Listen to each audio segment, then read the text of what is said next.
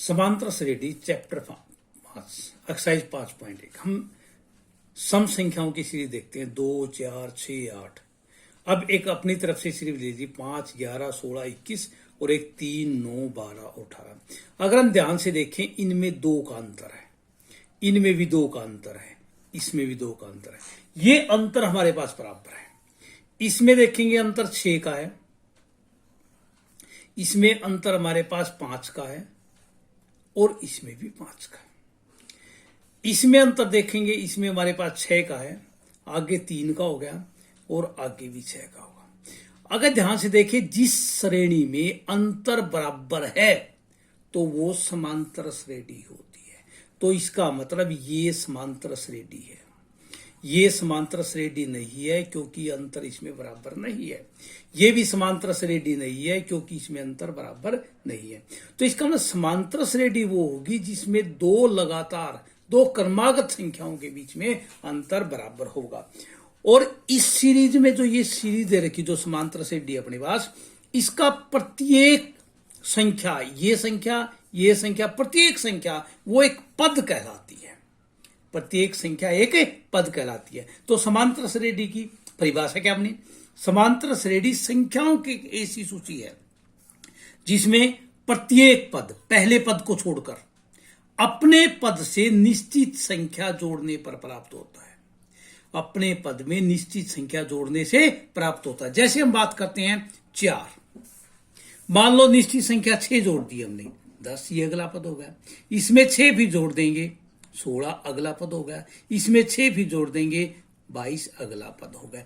ये समांतर श्रेणी होती है जिसमें 2 क्रमागत सभी संख्याओं के बीच में क्रमागत अंतर बराबर होता है और इसका प्रत्येक संख्या को हम पद कहा जाता है।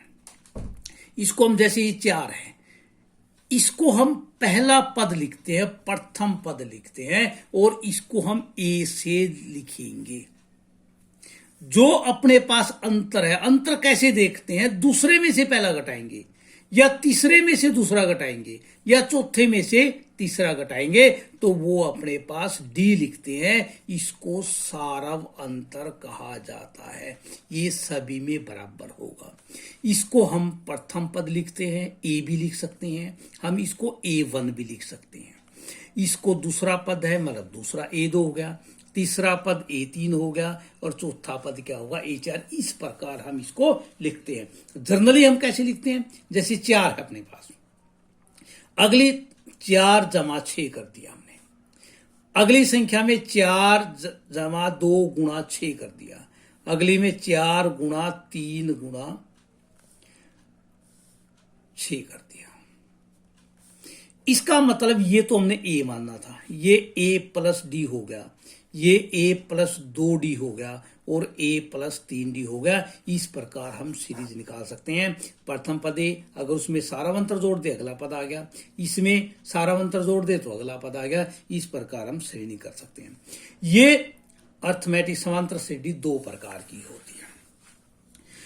इसमें एक तो परिमित समांतर श्रेणी, परिमित में जिसमें अंतिम पद दिया हो, जैसे हम लिखते हैं 3 से 9 अपने पास 30 दे दिया, ये अंतिम पद दिया हुआ है तो ये परिमित है जिसको गिनती की जा सकती है। एक होता है अपरिमित, जैसे हम इसी का उदाहरण लें 3, 6, 9 करके आगे डैश डैश दे दिया तो ये अपरिमित समांतर श्रेणी होती है। हम क्वेश्चन कर रहे हैं पहले तीसरा, निम्नलिखित में से प्रत्येक एपी का प्रथम पद और सारावंतर ज्ञात कीजिए। मैंने पहला और तीसरा भाग लिया। प्रथम पद का जो शुरू में लिखा होता है उसको प्रथम पद कहा जाता है 3। सारावंतर या तो दूसरे में से पहला घटा दो या तीसरे में से दूसरा घटा दो या चौथे में से तीसरा घटा दो, मर्जी तुम हमारी है, किसी प्रकार कर सकते हैं। मैं दूसरे में से पहला पद घटा रहा हूं, 1 घटा 3। ये ध्यान रखना A का मान 0 भी आ सकता है, माइनस में भी हो सकता है, प्लस में भी हो सकता है। डी का मान भी 0 आ सकता है, माइनस भी हो सकता है, प्लस भी हो सकता है। अब इसी प्रकार इसमें प्रथम पद 1/3, ए का मान 1/3 और डी का मान हो जाएगा दूसरे पद में से पहला पद घटा दिया, 3 लघुत्तम आ गया, 5 - 1 क्या होगा 4/3। ये था अपना तीसरा क्वेश्चन। अब दूसरा क्वेश्चन कर रहे हैं। दी गई एपी में प्रथम 4 पद ज्ञात करने हैं जिसका पहला पद और सारावंतर दिया हुआ है। मैंने भी थोड़ी देर पहले बताया था, ये लिखते हैं हम series A plus D, A plus 2d, A plus 3d, ये 4 पद है अपने पास। ए का मान 10 रख दिया, ए का मान 10, डी का मान भी 10, ए का मान 10 जमा 2 गुणा 10, 10 3 गुणा 10, 10 और 10 20, 10 दूनी 20 और 10 30, 10 या 30 और 10 40, ये पद होगी। इसी प्रकार हम 5वां भाग कर सकते हैं। ए का मान दिया हुआ, डी का मान, ये 4 पद हो गए, 1 2 3 और 4 एपी के।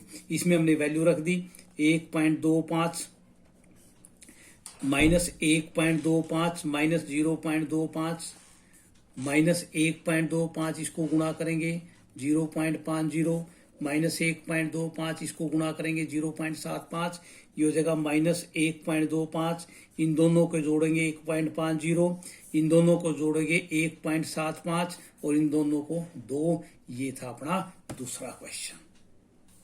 चौथा क्वेश्चन, निम्नलिखित में से कौन कौन एपी है? यदि एपी है तो उनका सारावंतर ज्ञात कीजिए और अगले 3 पद लिखिए। चौथे का पहला क्वेश्चन ये बताना हमने एपी है यानी समांतर सदी है यानी हम क्या करेंगे, दूसरे पद में से पहला घटा देंगे। ए 2 में से 1, 4 में से 2 गया 2। अब तीसरे पद में से दूसरा घटाएंगे 8 माइनस 4 4, ये दोनों सारावंतर हैं, बराबर नहीं है तो यह एपी नहीं है। अब हम अगले की बात करते हैं। इसमें भी दूसरे पद में से पहला घटाएंगे minus 3.2 minus minus plus 1.2 minus, जितने पद दिए हुए सभी लेके चलने हमने। ए 3 में से ये 2, अगर पहले इनका अंतर बराबर नहीं आता फिर अगले की घटाने की कोई आवश्यकता नहीं है। ए 3 में से 2 माइनस 5.2 प्लस 3.2, ये हो गया माइनस 2। ए 4 में से ए 3, ये बराबर आ रहा है इसलिए हम घटाते चलेंगे, minus minus minus plus minus 2, ये माइनस 2 सभी का है तो यह एपी है, यह समांतर श्रेणी है। तो इसमें प्रथम पद अपने पास क्या हो गया माइनस 1.2 और सारावंतर क्या हो गया, जो अंतर आया माइनस 2। अगले 3 पद अगर हम निकालना चाहें, हमने पता है सारावंतर का अंतर होता है, आखिरी पद में हम सारावंतर जोड़ देंगे, ये हो जाएगा 9.2। अब 9.2 में फिर सारावंतर जोड़ देंगे माइनस 11.2, 11.2 में फिर सारावंतर जोड़ देंगे माइनस 13.2। अब हम एक क्वेश्चन और करते हैं, पहले छठा क्वेश्चन और देख लेते हैं। 0.2, 0.22, 0.222, 0.222 और 2। हम A2 में से A1 निकालते हैं। 0.22 में से 0.20 घटाएंगे, इसके पीछे 0 लगा सकते हैं हम, ये 0.02 बच गया। अब A3 में से A2 घटाएंगे हम, 0.222 में से 0.22 करेंगे, दशमलव के बाद अक्षर बराबर करने हैं तो 3 है तो 3 लगा दो, तो ये हो जाएगा 0.002। ये दोनों बराबर नहीं है, बराबर नहीं है तो यह समांतर श्रेणी नहीं है। 5वां पार्ट, 3 जमा वर्गमूल 2, 3 जमा 2 वर्गमूल 2, 3 जमा 3 वर्गमूल 2। हम दूसरे पद में से पहला घटाएंगे, ये 3 से 3 कैंसिल हो जाएगा, अपने वर्गमूल 2 रह जाएगा। दूसरे पद में से तीसरे में से दूसरा घटाएंगे, 3 जमा 2 वर्गमूल 2, इसको घटाएंगे तो इसके चिन्ह पलट जाएंगे, -3 माइनस वर्गमूल 2। ध्यान रखना ये गुणांक घटते हैं, 2 में से गए 1 तो इसका मतलब वर्गमूल 2। इसी प्रकार चौथे में से तीसरा घटाएंगे, ये भी वर्गमूल 2 आ जाएगा। ये बराबर आ गए सभी, तो इसका मतलब यह समांतर श्रेणी है, एपी है। एपी है तो प्रथम पद अपने पास 3 हो गया और सारावंतर वर्गमूल 2। अगले 3 पद निकालने तो इसमें वर्गमूल 2 जोड़ देंगे हम, सारावंतर 4 वर्गमूल 2 हो जाएगा। इसमें फिर वर्गमूल 2 जोड़ देंगे, 5 वर्गमूल 2, 6 वर्गमूल 2। अब क्वेश्चन नंबर 12, 2 वर्गमूल 8 वर्गमूल 18 वर्गमूल 32। इसमें पहले हम इसको हल करेंगे, सिंप्लीफाई करेंगे। 8 के टुकड़े 2 दूनी 4 दूनी 8, 2 वर्गमूल 2 हो जाएगा। इसका 3 वर्गमूल 2, इसका 4 वर्गमूल 2। अब इसमें से घटाएंगे वर्गमूल 2 बच जाएगा, इसमें से घटाएंगे वर्गमूल 2 बच जाएगा, इसमें से घटाएंगे वर्गमूल 2, इसका मतलब सारे बराबर हो गए तो ये समांतर श्रेणी है।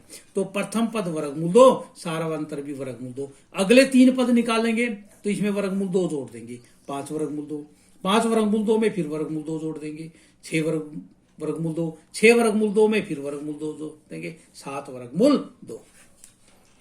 निम्नलिखित स्थितियों में ये बताना है कि वो एपी है कि नहीं। प्रत्येक किलोमीटर का टैक्सी का किराया प्रथम किलोमीटर का 15 रुपये, प्रथम किलोमीटर का 15 है, अगले किलोमीटर का 8 रुपये बढ़ गया 23 रुपये हो गया, अगले किलोमीटर का 8 रुपये बढ़ गया 31 रुपये हो गया। दूसरे पद में से पहला पद घटाएंगे 8 आएगा, तीसरे पद में से दूसरा घटाएंगे वो भी 8 आएगा, सारा अंतर बराबर है तो यह एपी है।